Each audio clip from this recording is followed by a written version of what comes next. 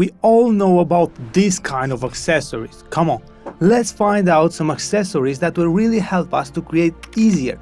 We want accessories that will make a significant difference and help us to create easier, faster and better. I regret buying a lot of useless accessories at the beginning because I didn't have experience, but after years I learned exactly what's truly important and I want to share this with you. Let's find the top accessories that will really help us to create easier, but at the same time keep the budget as low as possible. The first one, let me know if this happened to you. You shoot something and when you watch your footage on the computer, you observe a lot of things you didn't see when shooting. The hair was not exactly as you like it, or maybe you forget an object in your room or something like this, or you have something on your clothes, small things that will ruin your video. And now you want to shoot again and waste a lot of time. Did this happen to you? I've been in this situation for so many times. And this happens because we can't see all the details on the small screen that ZV E10 has. It's a good display, but it's small, and when we shoot a talking head video, the camera is at least 3 feet away. To solve this problem, the best option is to use a cheap but incredibly useful external monitor. You can position this monitor closer to you to see it better, or on one side not to look into it, but when you check if everything is good, you will see on this monitor much better because it is bigger. To monitor your ZV E10 in the studio, you don't need a 4K monitor, you just need to see the shot super clearly, and also you don't need a super bright one because you don't shoot outside in direct sun. And because of these things I use a cheap monitor. This is Fieldworld F6 Plus, the first version. It's big, never overheats, and I use it for hours and hours. Has zebra if you want to check your exposure, focus peaking, all the useful things, and to monitor your footage it's perfect. It's just $139 with all the accessories, but we can make it better with some inexpensive things. What I like is to use a power adapter to forget about the batteries. I use it in the studio so I can power it all the time. The adapter is $18, and also I like this small clamp from SmallRig, which is $13. And the setup will look like this. Of course, you need a micro HDMI cable, and a good cable it's around $10. Don't forget, if you shoot 4K and use the HDMI out, do the right settings to make the eye tracking work properly. I have a dedicated tutorial where I show you exactly what to do to have the perfect autofocus when using an external monitor. Now, the next accessory is just $49 and is super useful, and this will help us in so many ways, even with the HDMI cable. The HDMI port of this camera is a micro HDMI. It's good but pretty fragile, and you don't want to make a mistake and break the port or hang the cable. To protect this, we need a cable clamp.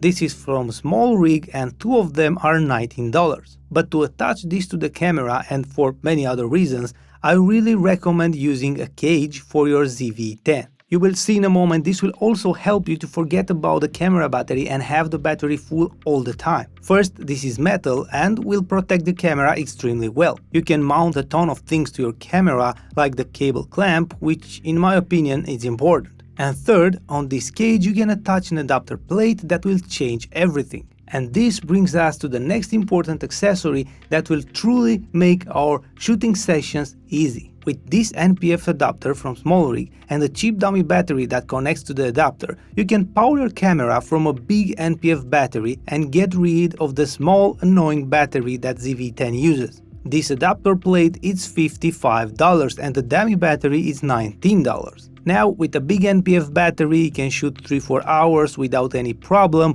and with this adapter, if you want to, can also charge the NPF while recording, so you will never worry about power again. And this system is also mobile, and also you can connect it to the wall when you use your camera on a tripod and forget about the battery. For me, this system is really a life-changing system and worth every dollar. Of course, for all accessories that you see in this video, I will add affiliate links in the description down below. You're not going to pay anything extra if you use them, but I will earn a small commission and this will help me to keep sponsors away from this channel. Thank you. Now I have another life-changing accessory for a Sony ZV E10, but first I want to briefly show you an accessory that's not specific for ZV E10, but it's a must-have accessory for a talking head setup. Because we shoot in the studio, one of the first accessories you need to take care of is your tripod. I know when we make our first setup, the first impulse is to buy the cheapest plastic tripod and save money, of course, but trust me, this is a decision that you will regret every day when you shoot your videos. Don't use that cheap plastic tripod. First, you want to have a safe tripod that stays perfectly safe when you set your camera. Second, the head of your tripod should be a video head, a fluid head that will help to make some smooth moves if you shoot a B-roll. This is also super important. The tripod is something that you use every day when you shoot your videos, and using a bad tripod that is hard to set will make you lose your enthusiasm. I have used this Siri tripod for a couple of years. It is solid, the video head is super smooth and rock solid. It's tall enough if I want to stand up when I shoot something, and it also has this mounting thread here that helps you mount your monitor if you want. That can be an option if you shoot and don't stay at your desk and want to have the entire setup on a single tripod.